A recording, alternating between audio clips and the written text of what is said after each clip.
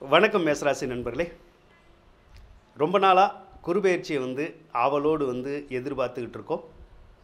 ஏன்னா இந்த குருபெயர்ச்சி ரொம்ப நன்மைகளை உங்களுடைய ராசிக்கு கொடுக்கும் அப்படிங்கிறதுனால தான் நாம் எதிர்பார்த்துக்கிட்டு இருக்கோம். இப்போது குரு பகவான் பெயர்ச்சியாக போகிறார்.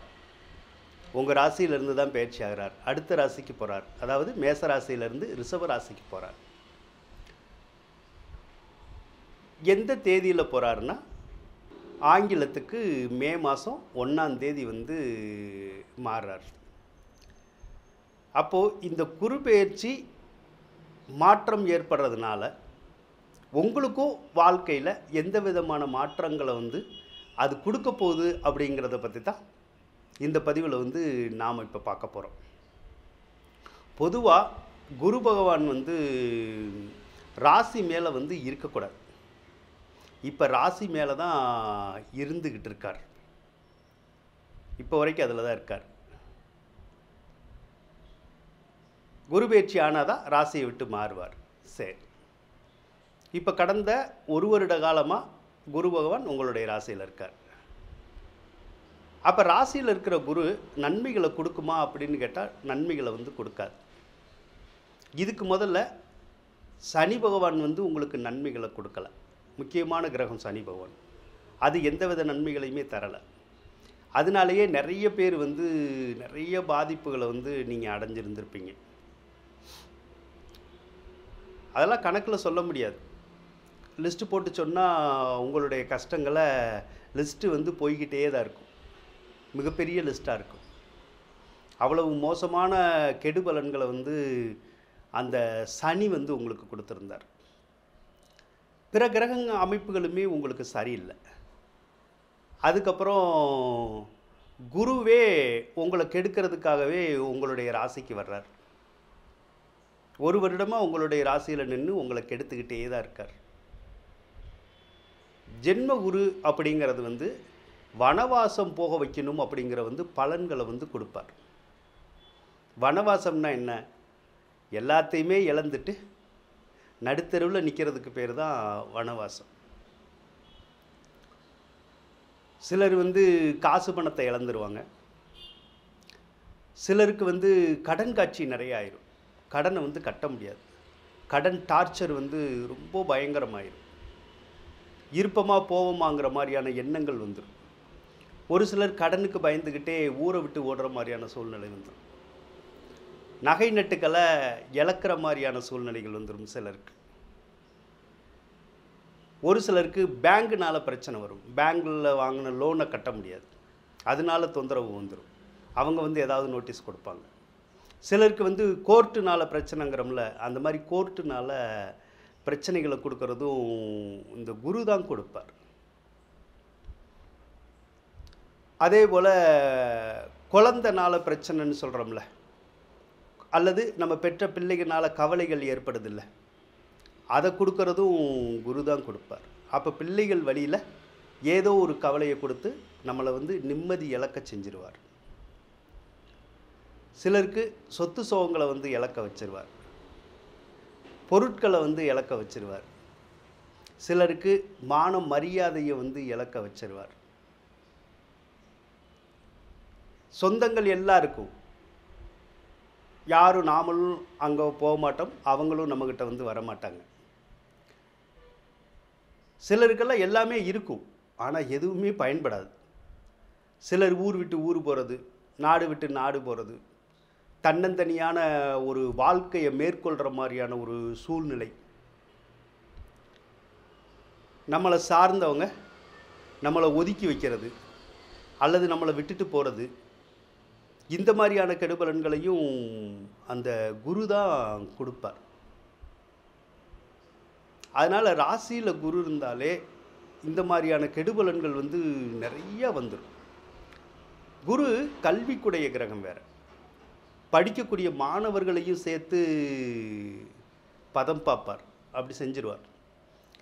சில பிள்ளைங்கள் பார்த்திங்கன்னா ஸ்கூலுக்கே சரியாக போக மாட்டாங்க. ஸ்கூல் விட்டு ஸ்கூல் மாற வேண்டிய ஒரு சூழ்நிலை வந்துடும். சிலர் ஸ்கூலுக்கெல்லாம் போவாங்க, ஆனால் நல்லா படிக்க முடியாது. சிலர் நல்லா படிப்பாங்க, ஆனால் மார்க் எடுக்க முடியாது. இந்த மாதிரியான வேலைகளையும் அந்த குரு தான் கொடுப்பார். அதே மாதிரி நிறைய மனக்குழப்பங்கள் நிறையா கொடுப்பார். மனசு ஒரு நிலையிலேயே இருக்காது, நிம்மதியாகவே இருக்காது, அமைதியாகவே இருக்காது. சிலர்னால தூங்கவே முடியாது, தூக்கமே வராது, தூங்க விடாது.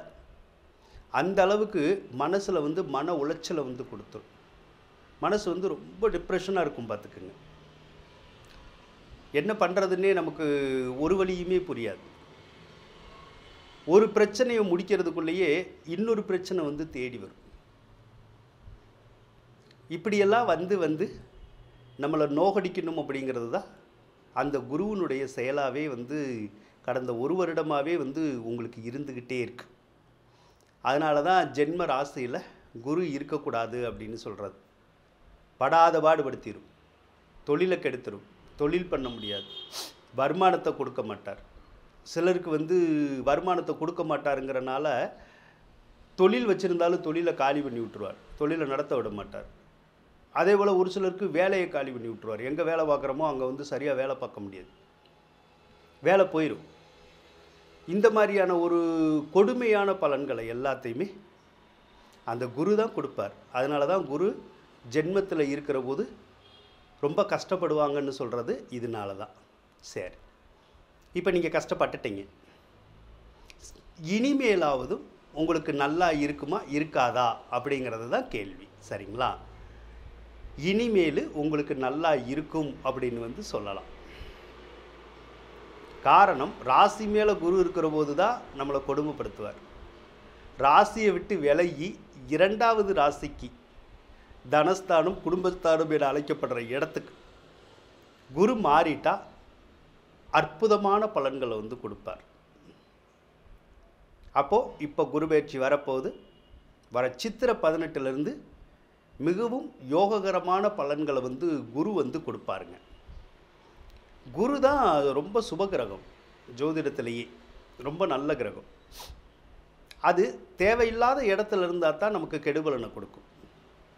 நல்ல இடங்கள்ல இருந்தால் அந்த கிரகத்தை மாதிரியெல்லாம் நற்பலனை கொடுக்கறதுக்கு எந்த கிரகமும் முன் வராது. இப்போ இரண்டாவது ராசிக்கு வரப்போகிற அந்த குரு பகவான் மே மாதம் 1ஆம் தேதியில் இருந்தே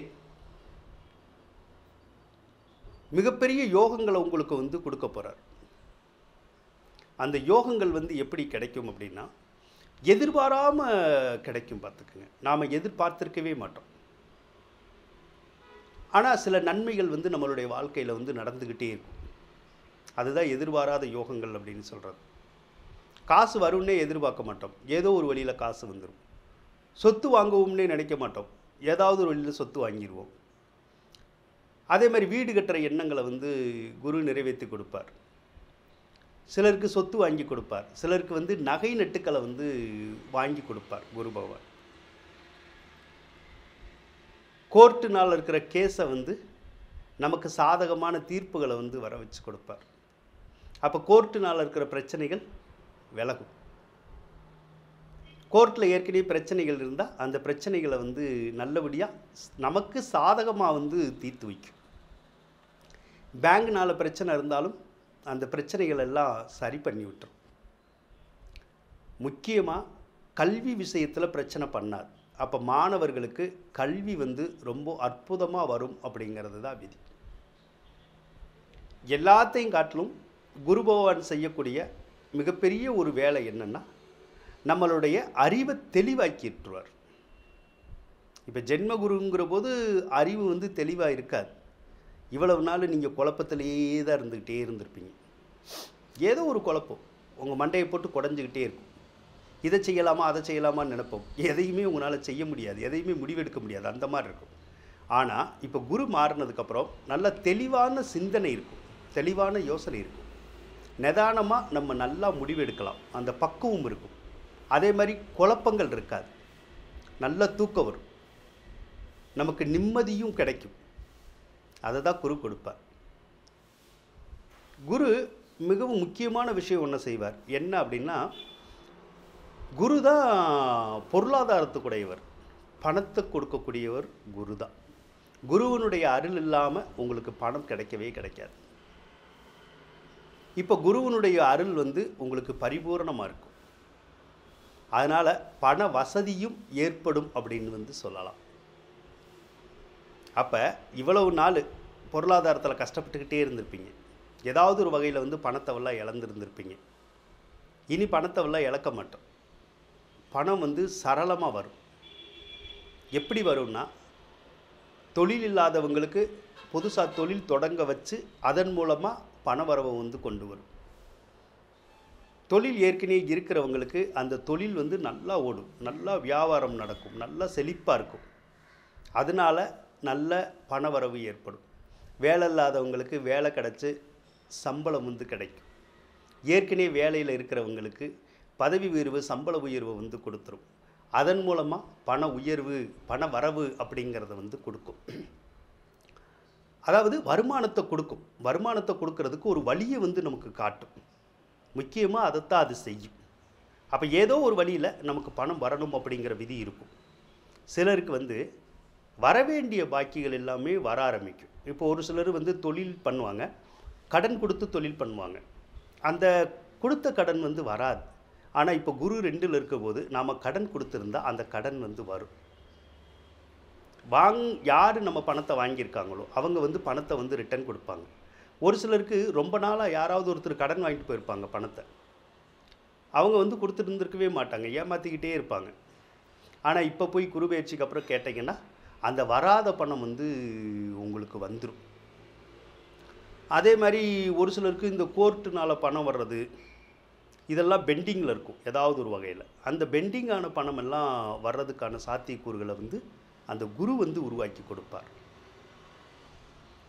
ஆக பொருளாதாரம் அப்படிங்கிறது நிச்சயமாக வந்து உயர்வு பெறக்கூடிய ஒரு காலம்தான் இது.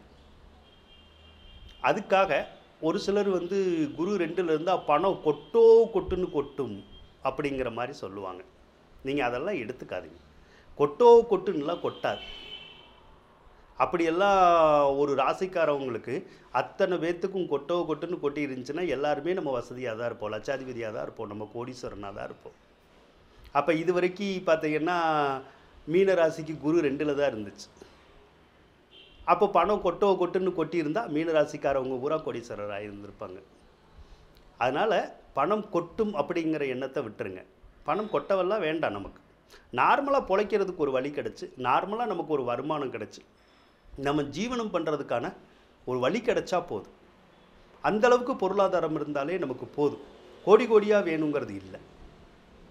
அப்போ கோடியாக சிலருக்கு பணத்தை தரும், இல்லைன்னு சொல்லலை, எதிர்பாராத வகையிலாம் தரும். ஆனால் எல்லாத்துக்குமே கோடியாக தராது. ஆனால் ஏதோ ஒரு வகையில் வந்து உங்களுக்கு வருமானத்தை கொடுக்கும். அப்படி வருமானத்தை கொடுத்தாலே நமக்கு போதும். இன்னொரு முக்கியமான விஷயம் என்னென்னா, ஒரு சிலருக்கு கடன் காட்சி வந்து படாத பாடுபடுத்தி இருக்கும். இந்த குரு 2ல் இருக்கிறனால அந்த கடன் காட்சிகள் எல்லாம் அடைக்கும். ஏதாவது ஒரு விஷயத்தில் கடனை வந்து நம்ம கட்டுற மாதிரியான சூழ்நிலைகள் வந்து உருவாகும். அதனால் கடன் தொந்தரவு அப்படிங்கிறது வந்து கண்டிப்பாகவே நமக்கு குறையும். அப்போ கடனால் இருந்த கலக்கம், பயம், கடனால் ஏற்பட்ட அவமானங்கள், அசிங்கங்கள் இதெல்லாம் மாறுறதுக்கான சூழ்நிலைகளை அந்த குரு வந்து உங்களுக்கு கொடுத்துருவார். தனஸ்தானத்தில் இருக்கனால தன வரவுக்கு உங்களுக்கு பஞ்சம் இருக்காது. அதே மாதிரி அவர் இருக்கிறது வந்து குடும்பஸ்தானம். குடும்பஸ்தானத்தில் இருக்கிறனால குடும்பம் வந்து நல்லா இருக்கும். குடும்பத்தில் வந்து வளர்ச்சி இருக்கும், நல்ல முன்னேற்றம் இருக்கும். குடும்பத்தில் இருக்கிற சண்டை சச்சரவு பிரச்சனைகள் எல்லாமே ஆட்டோமேட்டிக்காக வந்து விலகிடும்.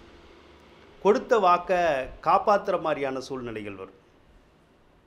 இதுவரைக்கும் காப்பாற்ற முடியாது கொடுத்த வாக்கை, ஆனால் இனிமேல் நல்லா காப்பாற்றலாம். யாருக்கு என்ன உறுதிமொழி கொடுத்துருந்தாலும் அதை செஞ்சு கொடுக்கறதுக்கான வாய்ப்புகளை வந்து நமக்கு குரு வந்து கொடுத்துருவார். அதே மாதிரி உங்கள் வீட்டில் ஏதாவது விசேஷங்கள் நடக்கணும் அப்படின்னு சொல்லி இருக்கும். ஏதாவது விசேஷங்கள்லாம் நடக்கும். குரு தான் குழந்தைக்கு அதிபதி. அப்போ குரு சுபமாக இருக்கிற போதே நம்ம வீட்டில் குழந்தை பாக்கியம்லாம் கிடைக்கும். அப்போ ஏற்கனவே ஒரு சிலருக்கு மேரேஜ் ஆகிருக்கும், ஆனால் குழந்தை பாக்கியம் கிடச்சிருந்துருக்காது. அவங்களுக்கு இந்த குரு பயிற்சிக்கு அப்புறம் குழந்தை பாக்கியம் வந்து கிடைக்கும். ஒரு சிலருக்கு ஏற்கனவே குழந்தை பாக்கியம் இருக்கும், அடுத்த குழந்தைக்காக முயற்சி பண்ணுவாங்க, அது கிடைக்காம இருந்திருக்கும். இந்த குரு பயிற்சியின் மூலமாக அடுத்த குழந்தையும் வந்து கிடைக்கும். அதே மேலே குழந்தைகளின் மூலமாக நல்ல மகிழ்ச்சியான சம்பவங்கள் வந்து நடக்கும், நல்ல மகிழ்ச்சி கிடைக்கும், பிள்ளைகளுக்கு நல்ல முன்னேற்றங்கள் வந்து ஏற்படும், பிள்ளைகள்னால் வந்து பேரும் புகழும் கிடைக்கக்கூடிய ஒரு வாய்ப்புகளை அந்த குரு வந்து உருவாக்கி கொடுப்பாருங்க. மன மகிழ்ச்சிக்கு குரு தான் காரணம். அதனால் மனசு எப்போதுமே சந்தோஷமாக இருக்கிற மாதிரியான ஒரு விஷயங்கள் வந்து நடக்கும். அதாவது ஒரு நிம்மதி பெருமூச்சு விடுற மாதிரி இருக்கும். குரு பயிற்சிக்கு அப்புறம் அப்பாடா பரவாயில்லடா, இப்போ கொஞ்சம் நல்லா இருக்குது, முதல்ல வந்து படாத பாடுபட்டுட்டோம், இப்போ அந்தளவுக்கு ஒன்றும் கஷ்டம் இல்லை, ஓரளவுக்கு மனசு எல்லாமே அமைதியாயிருச்சு, இப்போ நமக்கு வாழ்க்கை நல்லா இருக்குது அப்படின்னு நம்மளே சொல்லுவோம்ல. அந்த விஷயங்களை இந்த குரு பயிற்சி வந்து உங்களை சொல்ல வைப்பார். குரு மாறி அங்கிட்டு 1 மாதம் 2 மாதம் போனோன்னே உங்களுக்கு அந்த பலன்கள் வந்து ஈஸியாக தெரியும். அதனால் இந்த குரு பயிற்சி அப்படிங்கிறது உங்களை பொறுத்தளவு சர்வ யோகத்தையும் கொடுக்கக்கூடியது அப்படின்னு சொல்லலாம், சர்வ லாபத்தையும் கொடுக்கக்கூடியது, சர்வ வெற்றிகளையும் கொடுக்கக்கூடியது. ஆக நெகட்டிவ் பாயிண்ட் அப்படிங்கிறது எதுவுமே கொடுக்காது, எல்லாமே பாசிட்டிவான விஷயங்கள் தான் கொடுக்கும், பாசிட்டிவான விஷயங்கள் தான் நடக்கும். ரொம்ப நாளாக உங்களுடைய ராசிக்கு ஒவ்வொரு கிரகமாக உங்களை வந்து கஷ்டப்பட வச்சுக்கிட்டே இருந்துச்சு. இப்போ கஷ்டப்பட வைக்கிற மாதிரி எந்த கிரகமும் இல்லை, எல்லா கிரகமுமே உங்களுக்கு ஒரு நல்ல நிலையில் தான் இருக்குது.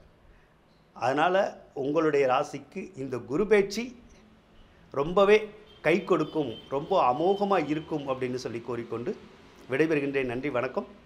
மேசராசிக்காரவங்களுக்கு இந்த வீடியோ பிடிச்சிருந்தால் லைக் பண்ணுங்கள், ஷேர் பண்ணுங்கள், மறக்காமல் சப்ஸ்கிரைப் பண்ணுங்கள். நன்றி மேசராசி நண்பர்களே.